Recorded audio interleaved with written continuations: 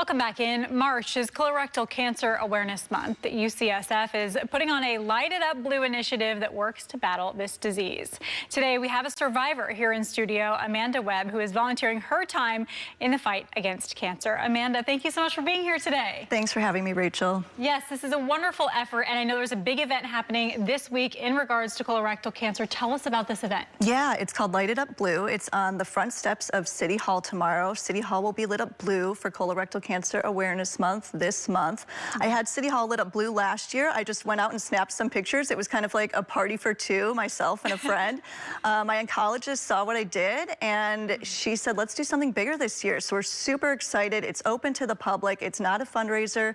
It's just around awareness. Wow, this is something that's really special to you, obviously, very important to you as a survivor yourself. Can you take us a little bit through your story? Sure. I was diagnosed with stage 4 colon cancer about 4 years ago at the age of 36. I was 31 weeks pregnant at the time. Wow. Because the pregnancy was far along, I was able to start chemo right away.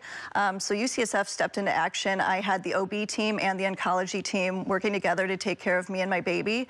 Did chemo, did surgery, and I'm currently no evidence of disease. And since completing treatment, I've really turned to advocacy to kind of pay it forward, especially, you know, when there's others that can't be here for this fight. Yes, it's so wonderful what you're doing, and I know that support in that moment and in those moments for you was probably so important. Can you speak to the support, the community around you that was there and help get you through that? Sure. In addition to the great team at UCSF, I mean, it was friends, family, colleagues, loved ones, and one of my biggest motivators was seeing other patients and survivors being so transparent with their stories. That was a huge motivator for me, and so I want to return the favor. Okay, so if someone is watching today, who can come out here tomorrow and do this with you to support the cause? Sure. One of the big things we want to do is create awareness around colon cancer. I was naive to think that it was an old man's disease, and more young people are being diagnosed at later stages. So bring the family. We're going to have some cookies for the kids. We've got great speakers lined up.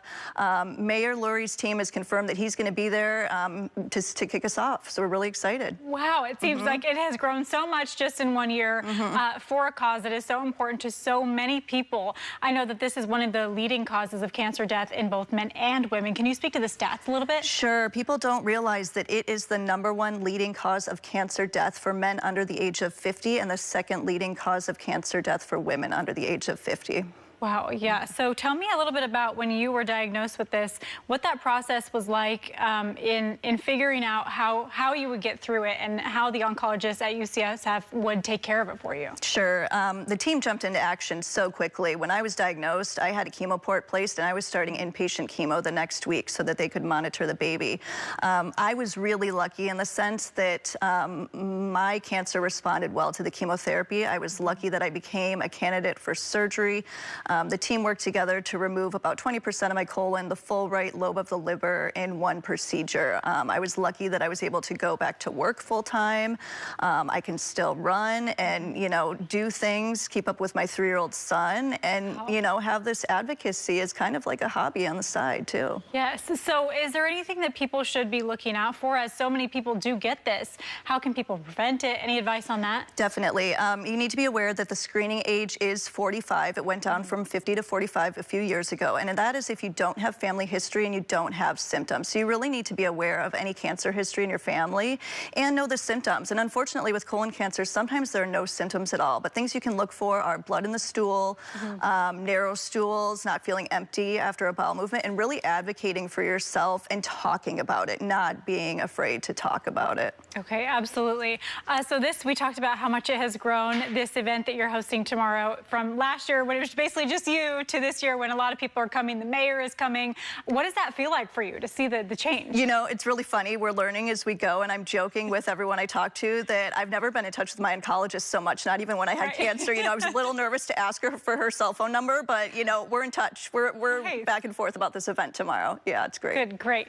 And who else do you expect to be there? Reiterate who's we've coming. We've got some patient advocacy groups that have made a difference in the area. Colon Town, which is an online network for patients survivors, caregivers, and loved ones, as well as Cheeky Charity, which is a great advocacy group that's really there for the LGBTQ community to provide them with education and access, as it can sometimes be a taboo topic within that community. Yeah, absolutely. I think in any community, colon cancer can be a taboo topic. What have you learned in your experience, in your journey, about just being honest and being forthcoming about talking about topics like this? Sure. I mean, now that people know what I've been through and more young people are diagnosed, I'm put in touch with other young adults that are diagnosed, just so, they have someone that gets it. And, I'm asking people all the time, hey, you just turned 45, you need to be screened this year. Yeah, very good.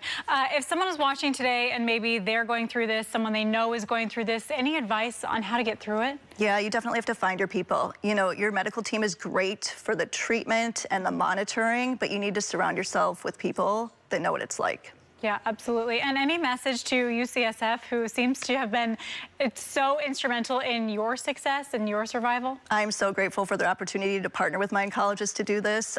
They know that I'm one of their biggest fans. I'm always singing their praises. Amazing. And then one last time, just the details about tomorrow. If people want to come out and support, how can they do that? Absolutely. It's lighted up blue. It's on the front steps of City Hall, the Polk Street steps, from 6:30 to 7:30, rain or shine. Everyone's welcome. We ask that you wear blue. Okay, wonderful, Amanda. Thank you so much for Thanks, all you're Rachel. doing. Yes, of course.